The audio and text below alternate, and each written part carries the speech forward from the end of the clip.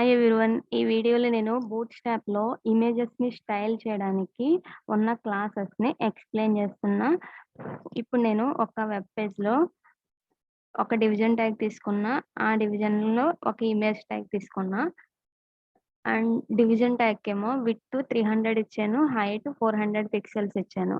కానీ మనకి ఇమేజ్ అనేది ఆ డివిజన్ విడ్త్ కన్నా ఎక్కువొచ్చేస్తుంది. ఎందుకు అనంటే బై డిఫాల్ట్ ఇమేజు ఎంత విడ్త్, హైట్ ఉంటుందో వెబ్ పేజ్‌లో మొత్తం ప్లేస్ అంతా అదున్న విడ్త్, హైట్ అంతా ఆక్యుపై చేసేస్తుంది.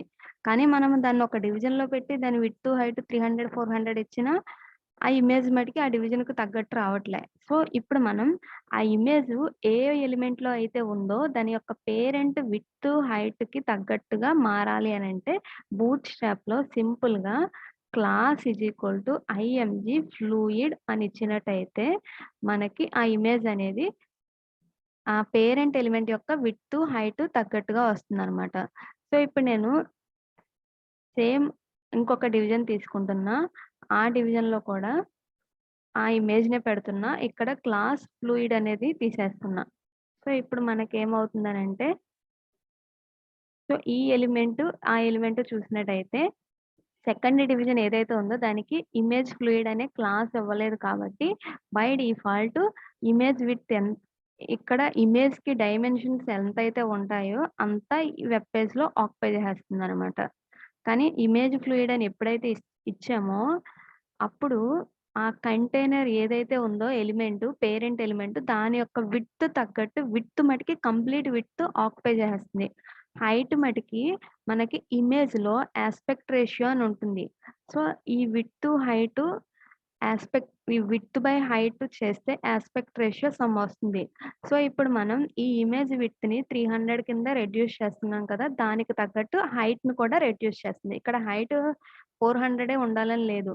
ఇమేజ్ యొక్క డైమెన్షన్స్‌ని బట్టి అక్కడ మోడిఫై అవుతుందనమాట.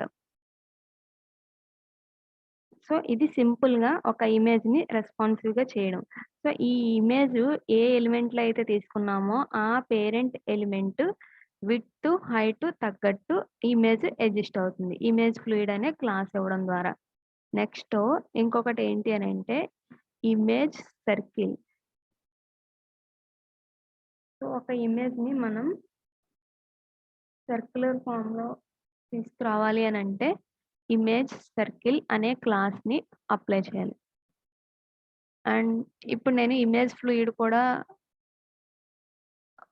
తీసేస్తున్నా ఇమేజ్ ఫ్లూయిడ్. ఓన్లీ ఇమేజ్ సర్కిల్‌నే అప్లై చేస్తున్నా.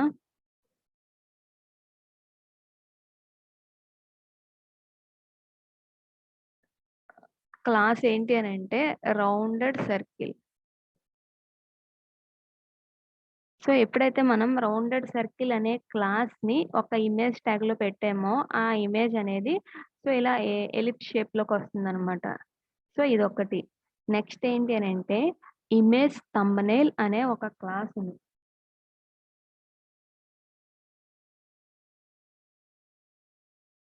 ఈ ఇమేజ్ థంబ్‌నెయిల్ అనే క్లాస్ పెట్టడం ద్వారా ఇమేజ్‌కి సమ్ బోర్డర్ వచ్చి నైస్ లుక్ అనేది వస్తుందనమాట.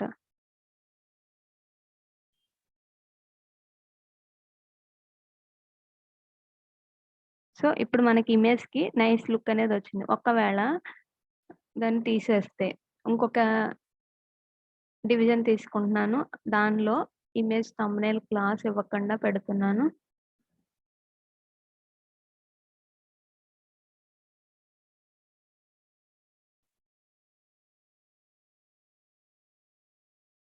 సో, ఇప్పుడు చూసినట్టయితే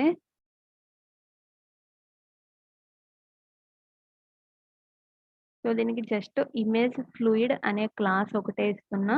ఇమేజ్ థంబ్‌నెయిల్ అని ఇవ్వట్లేదు. సో, ఇప్పుడు మనం ఈ పైనున్న ఇమేజ్ చూసినట్టయితే దానికి సమ్ బోర్డర్ వచ్చి అండ్ కార్నర్స్ కర్వ్డ్ షేప్‌లో వచ్చినియి. కింద ఇమేజ్ చూసుకున్నట్టయితే దానికి నార్మల్‌గా వచ్చింది. సో, ఇప్పుడు మనకి ఇమేజ్ థంబ్‌నెయిల్ అనే క్లాస్ ఎప్పుడైతే అప్లై చేస్తామో సమ్ బోర్డర్ వచ్చి బోర్డర్‌లో కార్నర్ రేడియస్ అనేది సమ్ రేడియస్ అనేది అప్లై చేశారు. సో, అందుకు ఈ ఇమేజ్ థంబ్‌నెయిల్ అనే క్లాస్ అప్లై చేయడం వల్ల ఇమేజ్ లుక్ అనేది బావుంటుంది.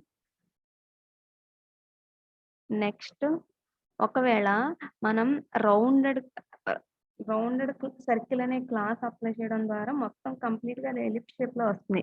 కానీ మనకి ఆ ఇమేజ్ యొక్క కార్నర్స్ మాత్రమే కర్వ్డ్ సమ్ బార్డర్ రేడియస్ కావాలి అని అనుకుంటే ఇమేజెస్ యొక్క కార్నర్స్ ఏవైతే ఉంటాయో వాటికి మాత్రమే మనం బోర్డర్ రేడియస్ కావాలి అని అనుకుంటే ఇక్కడ రౌండెడ్ అని అప్లై చేస్తే సరిపోతుంది. సో, రౌండెడ్ అనే క్లాసు. సో, దీనికి మళ్ళీ నేను ఇమేజ్ ఫ్లూయిడ్ అని కూడా అప్లై చేస్తున్నా. సో, ఇవి ఇమేజెస్‌కి సంబంధించిన ఎన్ని క్లాసెస్ అయినా మనం యూజ్ చేసుకోవచ్చు మన రిక్వైర్మెంట్‌ని బట్టి. సో, ఇప్పుడు మనకేమైంది ఇమేజ్ కార్నర్స్ ఏవైతే ఉన్నాయో అవి కొంచెం కర్వ్డ్ షేప్‌లో వచ్చినాయన్నమాట. సో, జనరల్‌గా మనం బోర్డర్ రేడియస్ ఇస్తాం కదా! ఆ ప్రాపర్టీనే వీళ్ళు అప్లై చేశారు. సో, మనం కావాలంటే మనం కూడా అప్లై చేసుకోవచ్చు అలాగా. సో, ఇక్కడ నేను దీనికి రౌండెడ్ అనే క్లాస్‌ని తీసేస్తున్నా. సో, ఇప్పుడు మనకేమైంది ఈ పైనున్న ఇమేజ్‌కి కార్నర్స్ చూసుకున్నట్టయితే కొంచెం కర్వ్డ్ షేప్‌లో వచ్చినాయి. కిందున్న ఇమేజ్‌కి రాలేదు అలాగా. ఎందుకు అనంటే మనం రౌండెడ్ అనే క్లాసు పై ఇమేజ్‌కి అప్లై చేస్తాం. నెక్స్టు రౌండెడ్ పిల్ అనేది ఇంకొక క్లాస్ ఉంది. ఈ రౌండెడ్ పిల్ అనేది ఏంటి అనంటే